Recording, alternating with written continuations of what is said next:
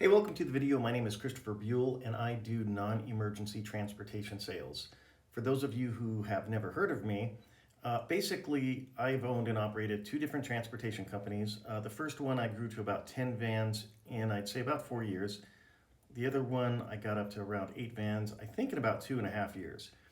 But I would never want to mislead anyone and say that I am the premier expert on all things non-emergency transportation.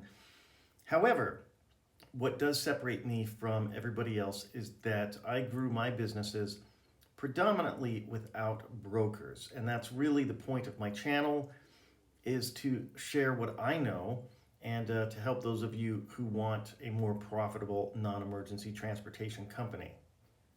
So recently I have received a couple of YouTube comments on brokers. Ken Bona asked, how do we get paid by customers who depend on their insurance?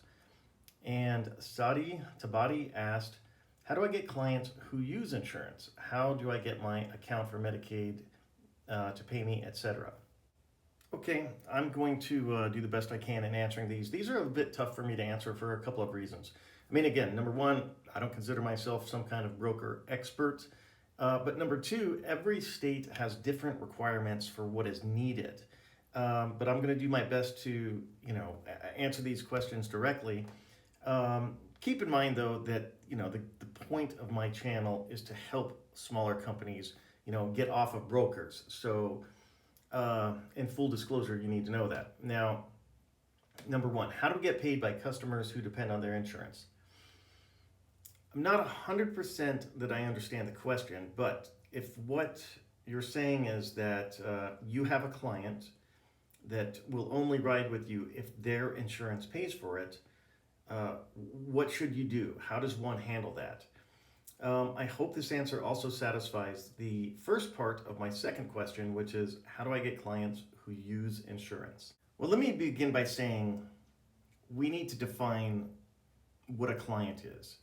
So for easiness sake, there's a difference between a patient who's paying for it and a business that is paying for it. Now, in both of these cases, the best and easiest and your first choice for acquiring them as a customer is to get payment immediately, but give them a receipt for them to turn into their insurance. The main difference between a patient and a client, like a nursing home that's wanting to pay for it, would be credit.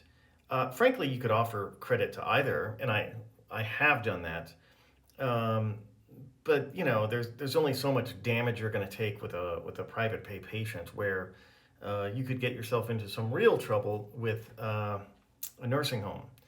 Having said that, in my case, I've had not been burned that often, but I certainly have, and I want to discuss all of this right now.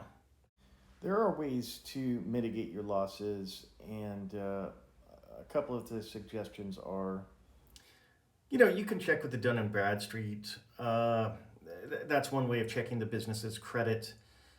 Frankly, I think it's more effective just to ask the employees, are other vendors not getting paid? And, have they themselves ever? And you spend 10 minutes in the industry and you're going to learn who the bum nursing homes are that aren't going to pay you, and you're going to learn who the good ones are who will pay you. But probably the best, most important point is to not allow any more credit than you can afford to walk away from. And I can tell you, there have been plenty of times that a nursing home's van will break down, and they call you up, and you got more runs than you know what to do with. And they will take advantage of you. So again, I mean, at every situation, you got to be wise, you got to be smart. I hope I'm being clear about that, but the best rule is don't offer more credit than you can afford to walk away from. And these people know you're a small business, and I never have a problem saying, me, I've got a payroll, I have my bills, I have to be paid on such and such a date. So, but going back to getting the brokers, if you're big enough, it is a really nice selling point to say that you can wait for payment when they receive their payment, which is 90 days. So that's just something to keep in mind. If you're big enough, maybe you can offer 90 days payment, which obviously means you might be going in pretty deep depending on how much they use you. Okay, I want to address that second question, which is how do I get my account for Medicaid to pay me, etc. And number one, out of the gate, I don't know. Number two, I can tell you how it worked in my state. And in my state, Medicare, Medicaid, that money is directed to DHS, and then DHS opens this up for bids to other brokers. And frankly, it's pretty involved, and I want to do a part two to this that goes into depth on my experience with getting those Medicaid dollars. It is totally not worth it. But just to make it extremely clear, the way we can possibly get customers with insurance is that we provide them with an invoice for them to be reimbursed on by the insurance company. And do not be afraid to pick up the phone and to call the insurance company yourself and ask them, I've got this client that would like to utilize my services. What do we need to do? And again, that's can I bill you directly, or can what is it that is needed within my invoice for my client to receive payment as reimbursement? So again, I mean, the quick answer is don't be lazy, pick up the phone, find out. Okay, but before I end this video, I do want to say how grateful I am for everybody that's watched these videos and subscribed, and it's really been a lot more successful than I ever thought possible. Thank you very much. I do try and answer questions privately. I do try and answer questions online. I do try and give a lot of myself to people that want my help. And basically somebody came to me and asked if I would be willing to offer consulting or something like that. And in the past I've said no, I've been a little busy, but I'm going to start now. Basically what it comes down to, if you want a half-hour talk with me, it's going to be $40 for a half hour. If it goes longer, it's fine. I won't charge more.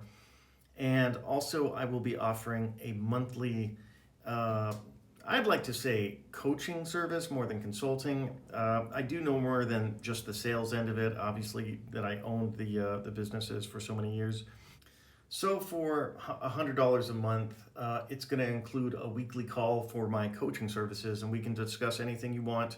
Again, I'm never going to lie, I'm never going to mislead, I'm never going to tell you I'm an exact expert in all things human resources, mechanic, you name it. But as a business owner, I will give my coaching advice to those that want it.